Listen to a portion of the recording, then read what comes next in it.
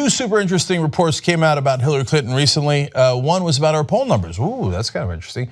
First, let me tell you where Donald Trump stands so to give you context. He's still underwater. He's got 45% favorable and 47% unfavorable according to the Suffolk University poll. But that's actually, if I'm being honest, that's better than I suspected. And it is better than he has done in the past. So as much as he appears to be creating a mess and the media is talking about it every day, honestly, we're talking about it every day. You know what? He still has not lost a lot of the support of his own voters. Okay, keeping it real, it's important, right? And you can't fudge facts, those are real. So now, before we go to Hillary Clinton, I was wondering which way it's gonna go. And I remember this poll came out, I hadn't seen it yet, and Ben asked me before I got a chance to read it, hey, Cenk, what do you think? Are numbers higher or lower than Trump and higher or lower than they were before the election? Now here's what logic dictates and a little bit of past experience, which is that, well look, it appears that Trump's a mess, so you might have a little bit of buyer's remorse, but apparently a lot of his own voters don't. And then she did win the popular vote, so that evokes some degree of sympathy. She hasn't been in the news, so there's been no negative news about her. All of that leads to the conclusion that her poll numbers would be higher than they used to be. Now let's take a look at what they actually are. 35% favorable, 55% unfavorable. Wow. She is 20 points underwater.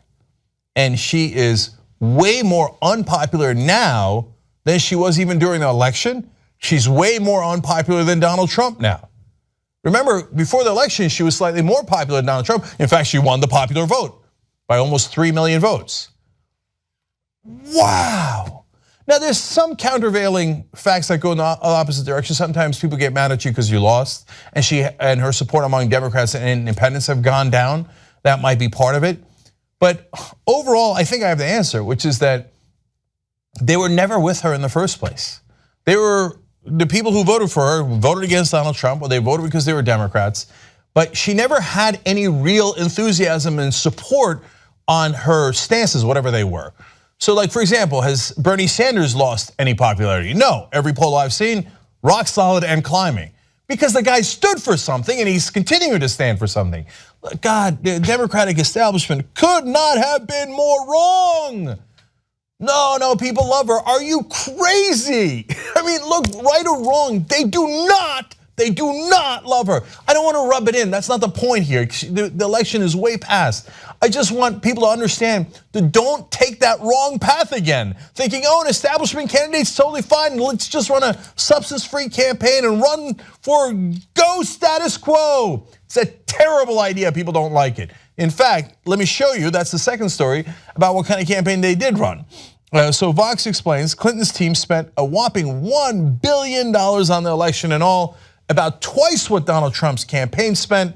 Clinton spent $72 million on television ads in the final weeks alone, and it didn't work. I'm gonna show you one of the reasons it didn't work in a second, but think about it first. How often did I say on the air, and I went to DC and I told the Democratic Party this to their face back in 2014. You guys don't understand the power of digital media. And maybe some people thought it was self-serving, but it's not. Donald Trump spent half of what Hillary Clinton spent, but he spent a lot more on digital ads. And he reached people in ways that the Hillary Clinton people didn't. Why? Because she's loaded up with bureaucracy and the establishment and the DNC consultants. And the consultants don't get paid as much if you're spending less. They want you to spend more so they can take 15% commission. So they did a wildly inefficient television ad buy, and they got outplayed completely. Now, the other part of the equation is what was in the ads. So now let me show you this stunning chart. Now, the things that are in light here in this chart are how much they spent in policy ads, okay? How much policy ads there. The bars that are in dark are how much they spent in personal attack ads. And as you see there, in the past, people have done attack ads, but when you look at back in 2000, I was kind of shocked to find out how little personal attack ads there were in Bush versus Gore. Obviously, Kerry and Bush got at each other more with swift boat veterans and all that. But when you look at Hillary Clinton, that is a stunning number of personal attack ads. Trump's is way less against Hillary Clinton. I was honestly a little shocked by that. I didn't know that that disparity was that stark. Let me give you more numbers.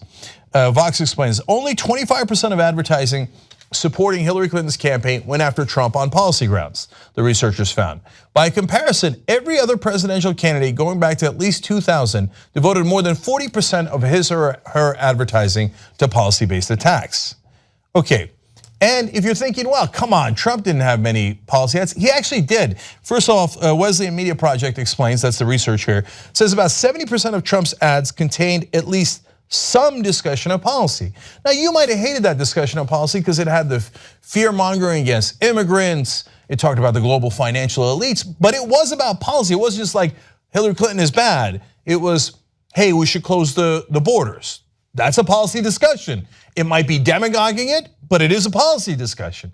Now, let me give you a couple more facts, and I'm going to tell you why Hillary Clinton ran that kind of campaign and why it didn't work. So about 90, again, this according to the research, about 90% of Clinton's attack ads went after Trump as an individual, compared with just 10% that went after his policies, the study found. Now, that means that even if there was some policy in the ads, because 25% of the ads did have some policy, still they had attack ads within that ad against Trump personally. So when you total it all up, 90% of the ads had either some or all personal attack against Donald Trump. And see, if you run that kind of campaign, you haven't given people a reason to vote for you. So you say, why the other guy is bad?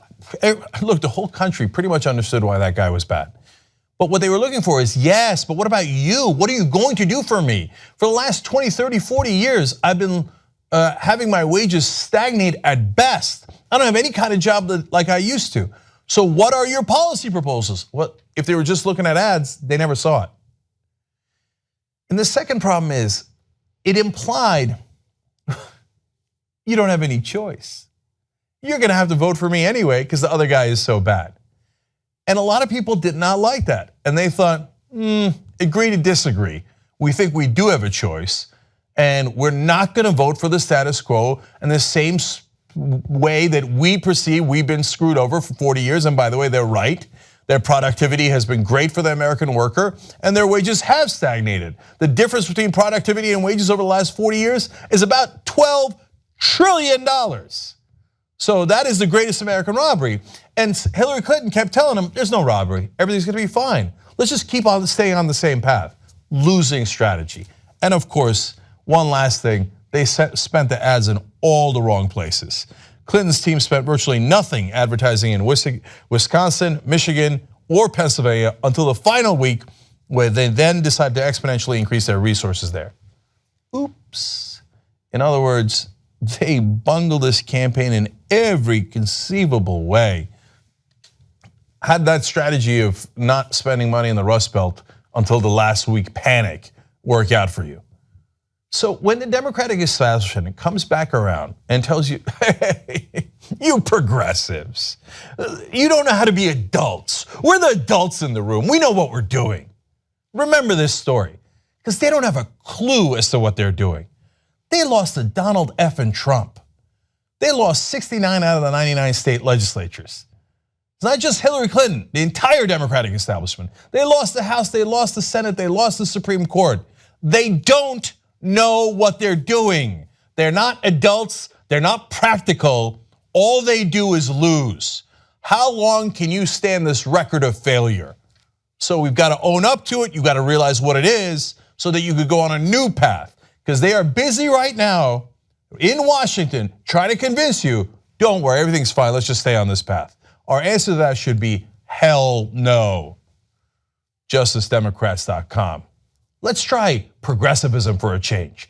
Let's try actually telling the American people why they should vote for progressives for a change. Let's try standing up for ourselves and fighting back for a change. JusticeDemocrats.com. You can help hire investigative reporters that'll chase down stories no one else will. Be the media. TYTnetwork.com/go.